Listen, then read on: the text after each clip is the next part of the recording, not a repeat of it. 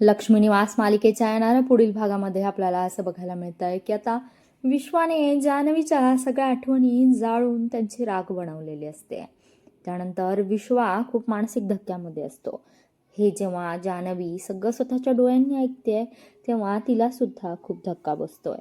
जान्हवी म्हणते की विश्वा, मी तुझी मदत काही करू शकले नाही, मी तुला समजून घेऊ शकले नाही, याबद्दल मला माफ कर.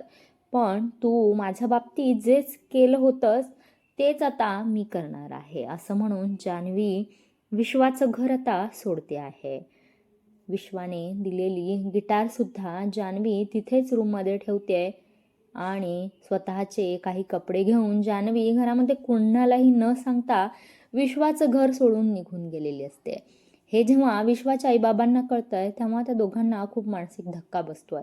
बाबा तर प्रचंड चिडतात की आपण कोण कुठल्या मुलीला जीव लावला, हेच आपलं चुकलेलं आहे, आपण तिला काहीसे रुपये देऊन बाहेरूनच पाठवून द्यायला हवं होतं. पण पुन्हा एकदा या घराने कोणत्या तरी मुलीवर माया दाखवलेली आहे आणि त्याच मुलीने आपला विश्वासघात केलेला आहे. विश्वाची आई तर नुसती एकसारखी अश्रू घाळत असते.